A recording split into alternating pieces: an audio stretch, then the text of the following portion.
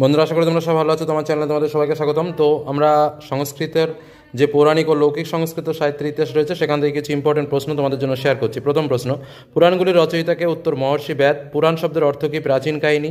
সায়ন পুরাণ শব্দের অর্থ বলেছেন পুরাতন বৃত্তান্ত বা কথনরূপী আখ্যান। সায়ন পুরাণ শব্দের অর্থ কী, সেটা যদি প্রশ্ন আসে তাহলে হবে পুরাতন বৃত্তান্ত কথনরূপী আখ্যান। পুরাণের লক্ষণ কয়টি? 5টি। পুরাণের 5টি লক্ষণ কী কী? স্বর্গ, প্রতিসর্গ, বংশ, মনন্তর ও বংশানুচরিত। মহাপুরাণের সংখ্যা কটি? 18টি। উপপুরাণের সংখ্যা কটি? 18টি। শৈবপুরাণ কার অপর নাম? বায়ুপুরাণের। তারপরের প্রশ্ন রয়েছে, সর্বাধিক জনপ্রিয় প্রসিদ্ধ পুরাণের নাম কি? স্কন্দ পুরাণ। সর্ববৃহৎ পুরাণের নাম কি? স্কন্দ পুরাণ। ক্ষুদ্রতম পুরাণের নাম কি? ক্ষুদ্রতম পুরাণের নাম হচ্ছে কুর্ম পুরাণ।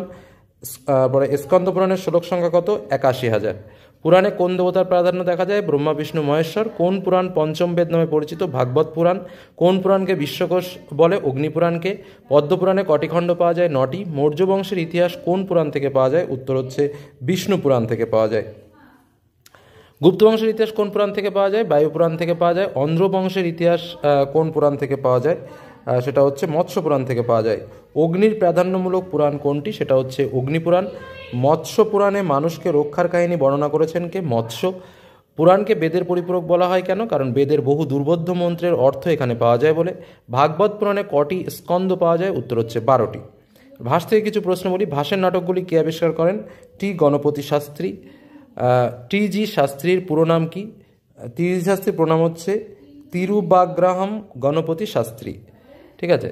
ভাসের নাটকগুলি আবিষ্কৃত হয় কবে? 1909 থেকে 1911 সালে। ভাস অন্য কী নামে পরিচিত? জ্বলন মিত্র নামে পরিচিত।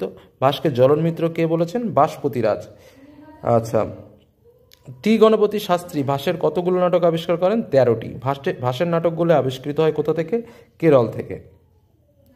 তারপরের প্রশ্ন চলে আসো।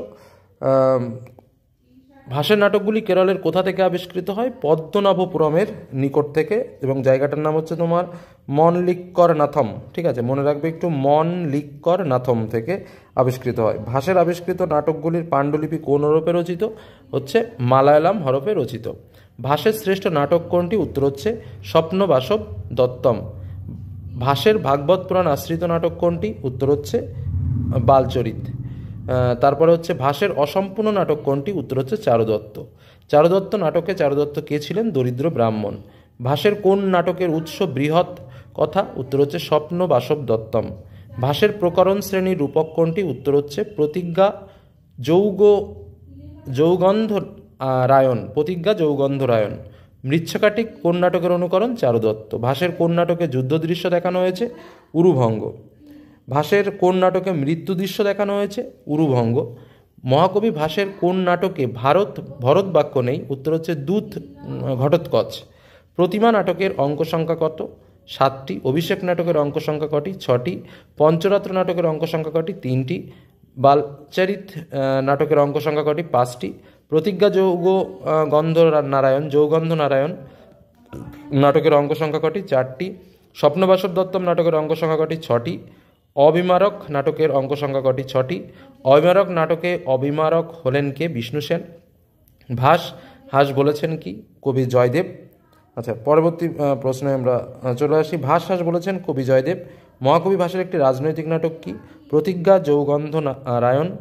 তারপরে হচ্ছে বৃহৎ কথার কাহিনী অবলম্বনে রচিত নাটকের সংখ্যা কটি? 2টি। রামায়ণ অবলম্বনে রচিত নাটকের সংখ্যা কটি? 2টি। ভাসের কোন নাটকের উৎস বৃহৎ কথা? উত্তর হচ্ছে প্রতিজ্ঞা যৌগন্ধ রায়ণ, যেটা বললাম।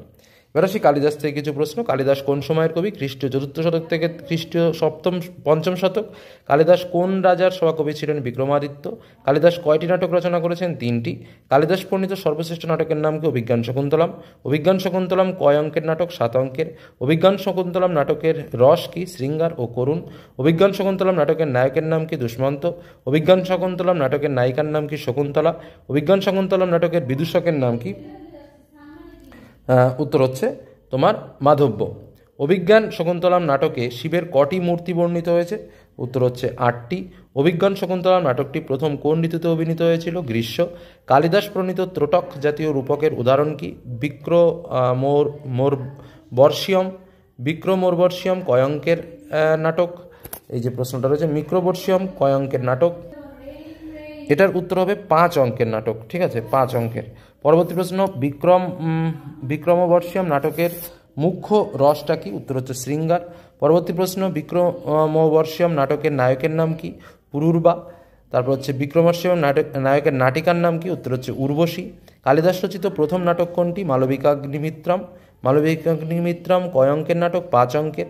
মালবিকাগ্নিমিত্রম নাটকের রস কি? উত্তর হচ্ছে শৃঙ্গার। মালবিকাগ্নিমিত্রম নাটকের নায়কের নাম কি? কি বললাম প্রশ্নটা? আচ্ছা, মালবিকাগ্নিমিত্রম নাটকের নায়কের নাম কি? উত্তর হচ্ছে অগ্নিমিত্র। মালবিকাগ্নিমিত্রম নাটকের নায়িকার নাম কি? উত্তর হচ্ছে মালবিকা। কালিদাস কটি মহাকাব্য রচনা করেন? 2টি। মহাবীরচরিত নাটকের নায়ককে? উত্তর হচ্ছে রাম। তারপরের প্রশ্ন, মহাবীরচরিত নাটকের নায়িকাকে? উত্তর হচ্ছে সীতা। তারপরের প্রশ্ন, উত্তর রামচরিত নাটক পরবর্তী আর একটা প্রশ্ন রয়েছে, উত্তর রামচরিত নাটকের অঙ্ক সংখ্যা কত? 7টি। উত্তর রামচরিত নাটকের মূল রস কি? করুণ। উত্তর রামচরিত নাটকের উপজীব্য কাহিনী কি? উত্তর রামায়ণের উত্তরাখণ্ড। উত্তর রামচরিত নাটক রামচন্দ্রের জীবনের কোন ঘটনার অবলম্বনে রচিত? এক্ষেত্রে উত্তর হবে হচ্ছে রামচন্দ্রের উত্তর জীবনের ঘটনা অবলম্বনে রচিত। পরবর্তী প্রশ্ন, উত্তর রামচরিত নাটকের নায়ককে? রামচন্দ্র। এবং উত্তর রামচরিত নায়কের নায়িকাকে? উত্তর হচ্ছে সীতা। ঠিক আছে,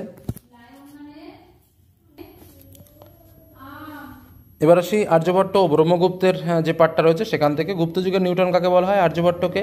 প্রাচীন ভারতীয় জ্যোতির্বিদ ও গণিতবিদ আর্যভট্ট জন্মগ্রহণ করেন, মনে রাখতে হবে। আর্যভট্ট কি ছিলেন? জ্যোতির্বিদ। আর্যভট্টের জন্মস্থান কোথায়? পাটলিপুত্রের নিকট কুসুমপুর। আর্যভট্টের গ্রন্থটির নাম কি? আর্যভট্টিয়ম। আর্যভট্টিয়ম গ্রন্থটির বিষয়বস্তু কি ছিল? জ্যোতির্বিজ্ঞান ও গণিত। গণিত শব্দের অর্থ কি? হিসেব নিকাশ। আর্যভট্টিয়ম গ্রন্থে শ্লোক কত আছে? 121টি। আর্যভট্টিয়ম গ্রন্থটি কিভাবে রচিত? শ্লোকের মাধ্যমে। আর্যভট্টিয়ম গ্রন্থটি রচিত হয়েছে কটি অধ্যায়ে? 4টি অধ্যায়ে। গীতিকাপাদে কটি শ্লোক আছে? 13টি। গণিতপাদে কটি শ্লোক আছে? 33টি। কালক্রিয়াপাদে শ্লোক কটি? 25টি। গোলপাদে শ্লোক কটি? 50টি। আর্যভট্ট গণিতে প্রবর্তন করেছিলেন কি? শূন্যের ধারণা। আর্যভট্ট প্রথমবার কি ব্যাখ্যা করেছিলেন শূন্যের ধারণা? 476 খ্রিস্টপূর্বাব্দে। প্রাচীন ভারতে গণিতে সাইন ধারণাটি প্রবর্তনকে করেছিলেন আর্যভট্ট। সৌর বছরের দৈর্ঘ্য সঠিকভাবে গণনা করেছিলেন কি? আর্যভট্ট। আর্যভট্ট প্রবর্তন করেছিলেন কি? সূর্যকেন্দ্রিক তত্ত্ব। আর্যভট্ট প্রথম বলেছিলেন পৃথিবী সূর্যের চারিদিকে ঘোরে। ব্রহ্ম স্ফুট সিদ্ধান্ত গ্রন্থ রচনা করেছিলেন কে? ব্রহ্মগুপ্ত।